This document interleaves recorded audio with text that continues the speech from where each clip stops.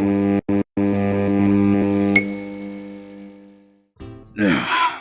my back is killing me. Let's just get this over with. Hello, Evil Angel speaking, here talking about my own personal experience attending a local anime convention. I'm not really one to express my opinions on anything related to my everyday life, let alone a convention dedicated to a media loved by many. However, I thought it would be a nice change of pace compared to what I usually upload on my channel. And besides, I need to do something with all these clips I gathered when I attended. Before getting started, let me just make one thing clear. This isn't an over-analysis of the anime convention itself. I'm not going to do a deep dive on each panel that was shown on the schedule. The same goes for the dealer's room, artist alley, and gaming area. That would take someone who generally cares about providing helpful information to a wider audience. I'm just a middle-aged guy who wants to vent for a few minutes, so please, don't take anything I'm about to say personally. Anime is great, and people who love anime are also great. I just think I'm getting way too old for this shit.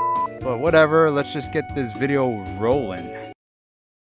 Considering the distance between the place the convention was being held and my apartment is roughly a 20-minute walk, I decided to take a pleasant, leisurely stroll to my destination, enjoying the clean spring air and saving up on gas while I'm at it. What can go wrong?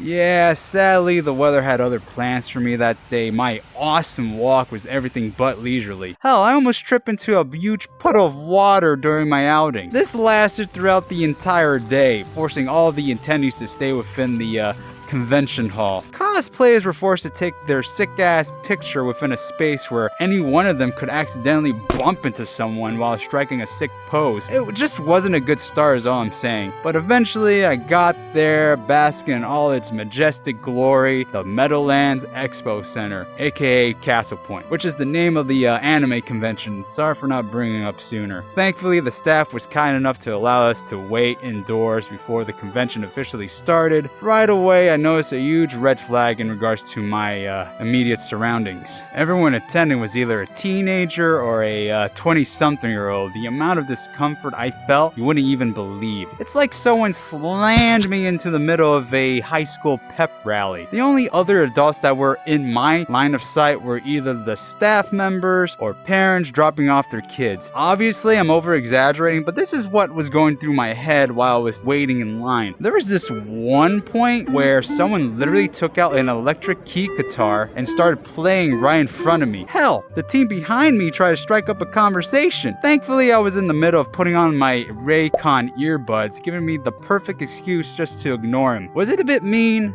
Of course it was, but I have a good reason for doing so.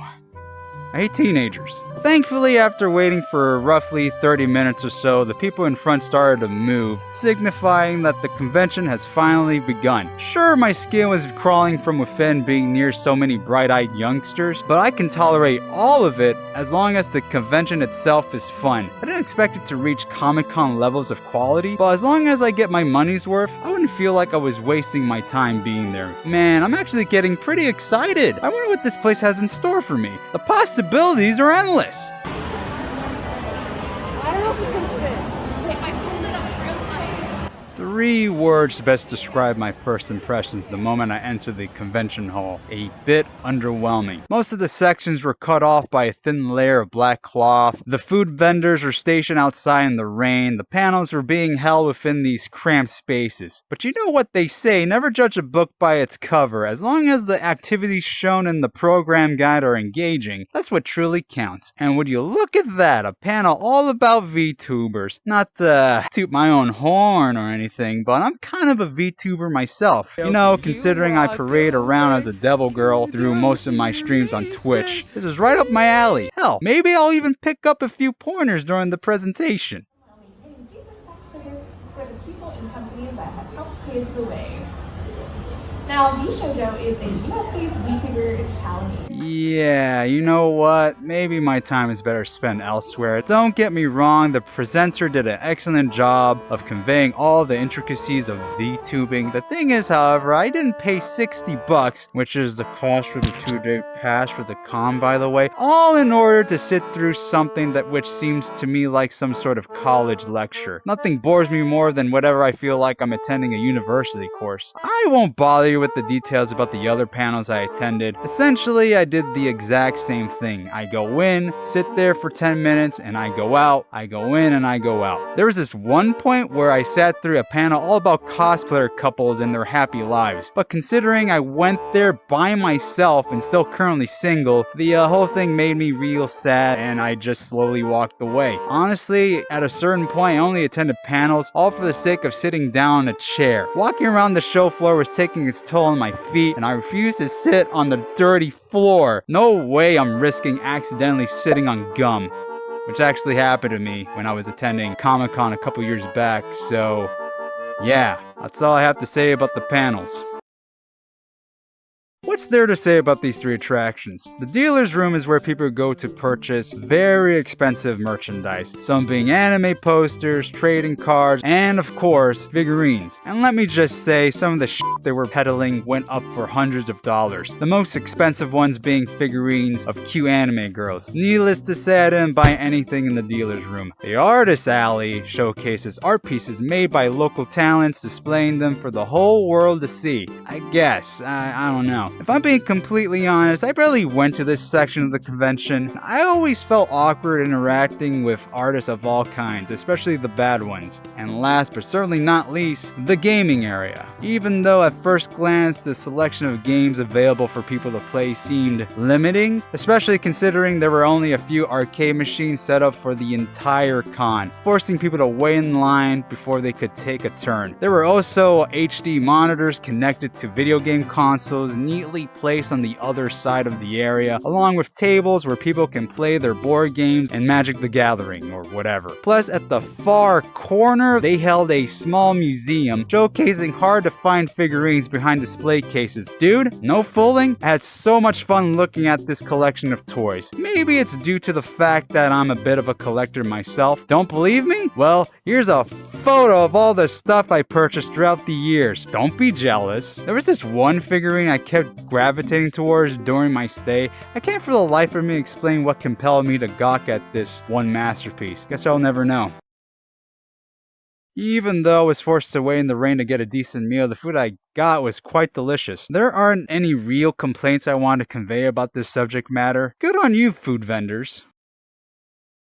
And here we are, the thing that'll either make or break the attendees' overall experience at any anime convention. There were 7 in total, at least on Saturday. I don't know anything about Sunday because even though I bought the 2-day pass, the time I spent on the first day sort of turned me off about the whole idea of going back the day after. That's not what's important. What's important is that I only went to 3 of the events. Let me tell you why that was the case for me. I just didn't feel like standing in line for each scheduled showing. My legs wouldn't have been able to take the strain of waiting in line 7 times throughout the day. So I decided to go to the ones that sound the most interesting to me. First was the Jujutsu High anime event where 3 individuals talk about their personal experiences working in the industry as voice actors. Here are their names and faces in case you were wondering who I'm referring to. Despite not initially caring about 3 people who voice acted for an anime I only watched once, the quick banter they had with each other throughout the whole panel kept me quite entertained for the most part. I even chuckled a couple of times when at some point each of them kissed a plushie they got from a fan in the audience, especially considering that same plushie they kissed was on the dirty floor before it was handed to them. The second event, however, wasn't as enjoyable compared to the first. The panel focused on a J-pop group called Miracle Beats, and all they did was dance to colorful music that was mostly from a particular anime genre I don't really like.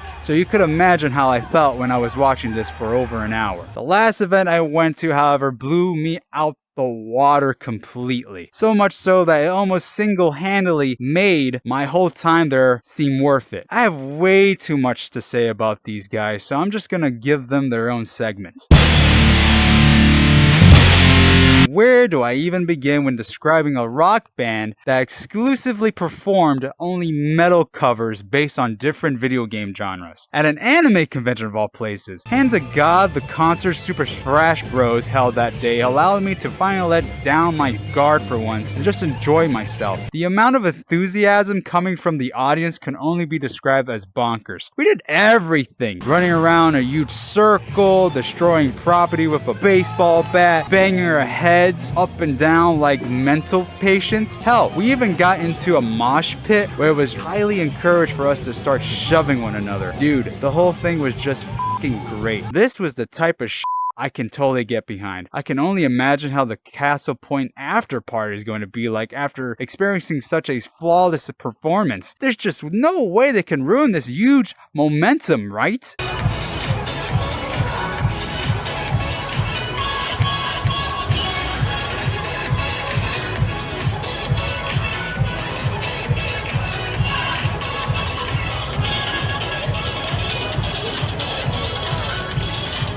Yeah, on second thought, maybe it's best for me to call it a day before I start regretting my life's choices.